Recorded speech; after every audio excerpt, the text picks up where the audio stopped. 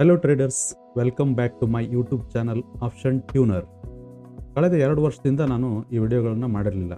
ಯಾಕಂದರೆ ಟ್ರೇಡಿಂಗ್ನಲ್ಲಿ ನಾನು ನಿಮಗೆ ಕೊಡೋ ಮಾಹಿತಿ ಮತ್ತು ಟೆಕ್ನಿಕಲ್ ಅನಾಲಿಸಿಸ್ ಸ್ವಲ್ಪ ವೀಕ್ ಅನ್ನಿಸ್ತು.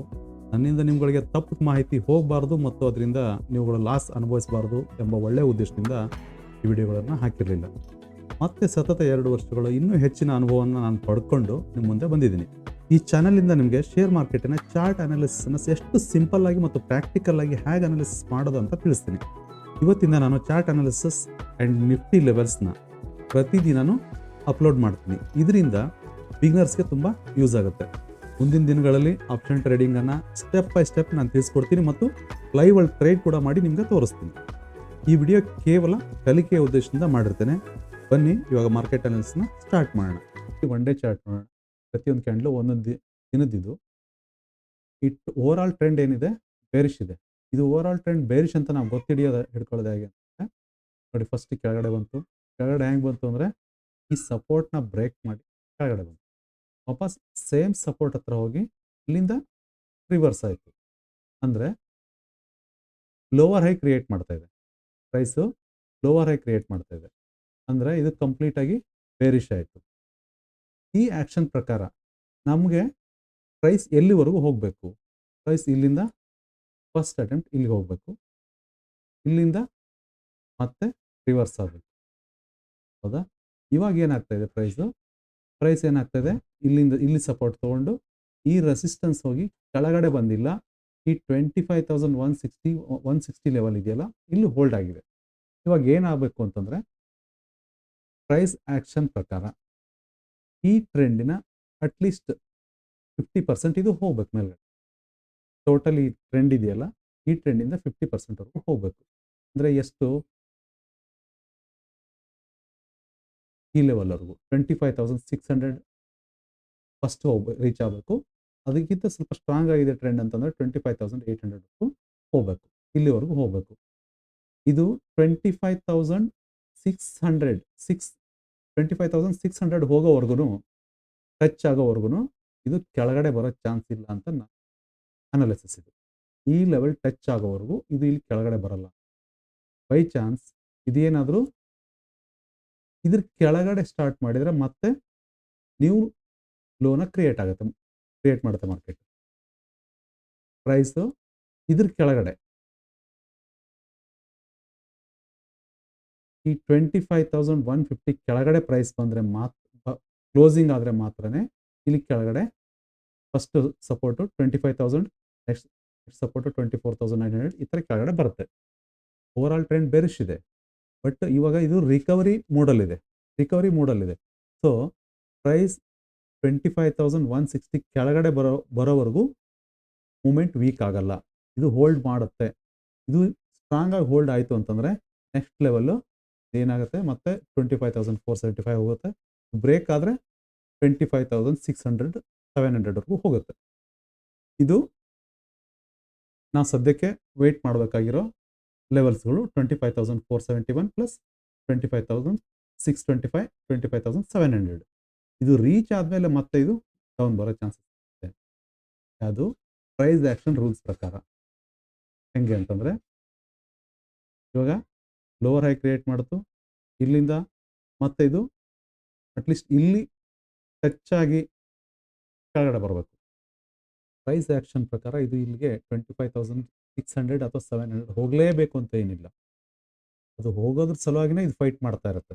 ಕೆಳಗಡೆ ಹೋಗ್ಬಿಟ್ಟು ಇಲ್ಲಿ ಮೇಲ್ಗಡೆ ಇರುತ್ತೆ, ರೀಚ್ ಮಾಡ್ತಾ ಮತ್ತೆ ವಾಪಸ್ ಬರ್ತಾ ಇರುತ್ತೆ, ಮತ್ತೆ ರೀಚ್ ಮಾಡ್ತಾ ಇರುತ್ತೆ, ವಾಪಸ್ ಮಾಡ್ತಾ ಇರುತ್ತೆ. ರೀಸನ್ ಏನಂತಂದರೆ ಇದನ್ನು ಟಚ್ ಮಾಡೋದ್ರ ಸಲುವಾಗಿ ಮಾಡ್ತಾ ಇರುತ್ತೆ. ಬಟ್ ಸೆಲ್ಲಿಂಗ್ ಪ್ರೆಷರ್ ಜಾಸ್ತಿ ಇದ್ದರೆ, ಇಲ್ಲೇ ಜಾಸ್ತಿ ಇತ್ತು ಅಂದರೆ 25,500 ಜಾಸ್ತಿ ಇತ್ತು ಅಂತಂದರೆ ಆಟೋಮೆಟಿಕ್ಲಿ ಬ್ರೇಕ್ ಮಾಡಿದೆ. 25,175 ಲೆವೆಲ್ ಇದೆಯಲ್ಲ, ಲೆವೆಲು ಇದನ್ನು ಬ್ರೇಕ್ ಮಾಡಿ ಕೆಳಗಡೆ ಬರುತ್ತೆ. ಸೊ ಇವಾಗ ನಾಳೆ ನಾವು ಯಾವ ಥರ ಟ್ರೇಡ್ ಮಾಡ್ಬೋದು? ನಾಳೆ ಬಜೆಟ್ ಇದೆ, ಬಟ್ ತುಂಬ ವಾಲಟೈಲಿಟಿ ಇರುತ್ತೆ, ನೋಡ್ಕೊಂಡು ಮಾಡಬೇಕು. ಬಜೆಟ್ ಮೂಮೆಂಟ್ನ ಬಿಟ್ಟು ನಾನು ಹೇಳ್ತಾ ಇದ್ದೀನಿ. ಬಜೆಟ್ಗೂ ನನ್ನ ಲೆವೆಲ್ಸು ಯಾವುದೇ ರೀತಿ ಸಂಬಂಧ ಇಲ್ಲ. ಬಜೆಟ್ ಚೆನ್ನಾಗಿ ಬಂದರೆ ಇಮಿಡಿಯೇಟಾಗಿ ನಾವು 300, 400, 500 ಪಾಯಿಂಟ್ ಮೇಲ್ಗಡೆ ಕೆಳಗಡೆ ಹೋಗ್ಬೋದು, ಅದಕ್ಕೆ ಸಂಬಂಧ ಇಲ್ಲ. ಬಟ್ ಪ್ರೈಸ್ ಆ್ಯಕ್ಷನ್ ಪ್ರಕಾರ ಏನಿದೆ ಅದನ್ನು ಮಾತ್ರ ನಾನು ಹೇಳ್ತಾ ಇದ್ದೀನಿ. ಇವಾಗ ಏನಾಗುತ್ತೆ ನೋಡೋಣ. 5 ಮಿನಿಟ್ಸ್ ಕ್ಯಾಂಡಲಲ್ಲಿ ಏನಾಗುತ್ತೆ ನೋಡೋಣ. ಮೇಜರ್ ನಮ್ಗೆ ಲೆವೆಲ್‌ಗಳು ಎಲ್ಲಿದ್ದಾವೆ? ನಿಮ್ಗೆ ಒಳ್ಳೆ ಮೂವ್‌ಮೆಂಟ್ ಸಿಗಬೇಕು ಅಂತಂದ್ರೆ ಎಲ್ಲಿ ಎಂಟ್ರಿ ಆಗಬೇಕು? ಮೇನ್ ಪಾಯಿಂಟ್ ಈ ಗ್ರೀನ್ ಝೋನಲ್ಲಿ. ಇಲ್ಲೇನಾದರೂ ಬುಲ್ಲಿಶ್ ಕ್ಯಾಂಡಲ್‌ಗಳು, ಇಂಗಲ್ಫಿಂಗ್ ಕ್ಯಾಂಡಲ್‌ಗಳಾಯಿತು. ಆಮೇಲೆ ಪ್ರೈಸ್ ಆಕ್ಷನ್ ಅಟ್‌ಲೀಸ್ಟ್ 1 ಮಿನಿಟ್ ಕ್ಯಾಂಡಲಲ್ಲಿ ಹೈಯರ್ ಹೈ ಕ್ರಿಯೇಟ್ ಆಯಿತು ಅಂತಂದ್ರೆ ಇಲ್ಲಿ ಎಂಟ್ರಿ ಆಗಬೇಕು. ಅಕಸ್ಮಾತ್ ಮಧ್ಯದಲ್ಲಿ ಎಲ್ಲಾದರೂ ಎಂಟ್ರಿ ಆದ್ರೆ ಅಂತಂದ್ರೆ ಲಾಸ್ ಆಗೋಂಥ ಚಾನ್ಸಸ್ ತುಂಬ ಜಾಸ್ತಿ ಇರುತ್ತೆ.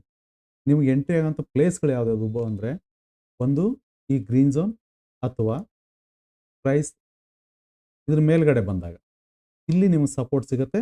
ಸ್ಟಾಪ್ ಲಾಸ್ ತುಂಬ ಚಿಕ್ಕದಾಗಿ ಇಟ್ಕೊಂಡು ಇಲ್ಲಿ ಎಂಟ್ರಿ ಆದರೆ ಅಂದರೆ 25,500 ಮೇಲ್ಗಡೆ ಏನಾದರೂ ಪ್ರೈಸ್ ಆಕ್ಷನ್ನು ಹೈಯರ್ ಹೈ ಮಾಡ್ತಾ ಇತ್ತು ಅಂದರೆ ಇಲ್ಲಿ ನಾವು ಎಂಟ್ರಿ ಆಗಿ 25,600 25,700 ವರೆಗೂ ರೀಚ್ ಆಗ್ಬೋದು. ಅಕಸ್ಮಾತ್ ಪ್ರೈಸ್ ಇಲ್ಲೇನೆ ಇದನ್ನ 25,000ನ ಕ್ರಾಸ್ ಮಾಡೋಕೆ ಲೇಟ್ ಮಾಡ್ತಾ ಇತ್ತು ಅಂದರೆ ಇಲ್ಲಿ ಸ್ಟ್ರಕ್ ಆಗ್ತಾ ಇತ್ತು, ಆಮೇಲೆ ಕೆಳಗಡೆನೂ ಬರ್ತಾ ಇಲ್ಲ, ಇದನ್ನು ಸ್ಟ್ರಕ್ ಆಗ್ತಾ ಇಲ್ಲ ಅಂತಂದ್ರೂ ಕೂಡ ಇದನ್ನು ಬ್ರೇಕ್ ಆಗೋ ಚಾನ್ಸಸ್ ಇರುತ್ತೆ. ಅಥವಾ 25,500 ಅಲ್ಲೇ ಲೋವರ್ ಲೋ ಕ್ರಿಯೇಟ್ ಮಾಡೋಕ್ಕೆ ಸ್ಟಾರ್ಟ್ ಮಾಡ್ತು ಅಂದರೆ ಇಲ್ಲಿ ಸೇಲ್ ಮಾಡಿದ್ರೆ ನಮಗೆ ಇಲ್ಲಿವರೆಗೂ ಬರೋ ಚಾನ್ಸಸ್ ತುಂಬ ಜಾಸ್ತಿ ಇರುತ್ತೆ. ಆ ಒಂದು ನಮ್ಗೆ ಒಳ್ಳೆ ಪ್ರಾಫಿಟ್ ಸಿಗಬೇಕು ಅಂತಂದರೆ ಇಲ್ಲಿ ಪ್ರೈಸ್ ಆ್ಯಕ್ಷನ್ ವೀಕ್ ಆದರೆ ಇಲ್ಲಿ ನಾವು ಸೆಲ್ ಮಾಡಬೇಕು, ಇಲ್ಲಿ ಪಿ ಬೈ ಮಾಡಬೇಕು, ಇಲ್ಲಿ ಎಕ್ಸಿಟ್ ಆಗಬೇಕು ಫಸ್ಟು. ಅಥವಾ ಇಲ್ಲೇನೇ ಸ್ಟ್ರಾಂಗ್ ಆಗಿದ್ದು ಗ್ರೀನ್ ಝೋನಲ್ಲಿ ಇಲ್ಲಿ ಎಂಟ್ರಿ ಆದರೆ ನಮಗೆ ಮಿನಿಮಮ್ ನಮಗೆ ಇಲ್ಲಿವರೆಗೂ ಒಳ್ಳೆ ಟಾರ್ಗೆಟ್ ಸಿಕ್ಕೇ ಸಿಗುತ್ತೆ. ಹೌದಾ? ಅದು ಬಿಟ್ಟರೆ ನಾವು ಏನಂತಂದರೆ 25,000 ಮೇಲ್ಗಡೆ ಇಲ್ಲಿ ನಾವು ಎಂಟರ್ ಆದ್ರೆ ಮಾತ್ರ ನಾವು 25,600 ಆಮೇಲೆ 25,700 ನಮಗೆ ಟಾರ್ಗೆಟ್ ಸಿಗುತ್ತೆ. ಇದ್ರ ಮಧ್ಯದಲ್ಲಿ ನಾವು ಎಂಟ್ರಿ ಆಗೋದು ಒಳ್ಳೆಯದಲ್ಲ. ಯಾವಾಗ ಒಳ್ಳೇದಂತಂದರೆ ಯಾವುದೇ ಒಂದು ಲೆವೆಲಲ್ಲಿ, ಫಾರ್ ಎಕ್ಸಾಂಪಲ್ ಈ ಲೆವೆಲಲ್ಲಿ ಪ್ರೈಸ್ ಇಲ್ಲಿ ಓಪನ್ ಆಯಿತು, ಇಲ್ಲಿ ಓಪನ್ ಆಗಿ ವಾಪಸ್ ಬಂದು ಇಲ್ಲೇನೇ ಹೋಲ್ಡ್ ಆಗ್ತಾ ಇದೆ. ನಿನ್ನೆ ನೋಡಿ ಏನಾಯಿತು, ಈ ಗ್ರೀನ್ ಲೈನ್ನ ಟಚ್ ಮಾಡಲೇ ಇಲ್ಲ ನಮ್ದು.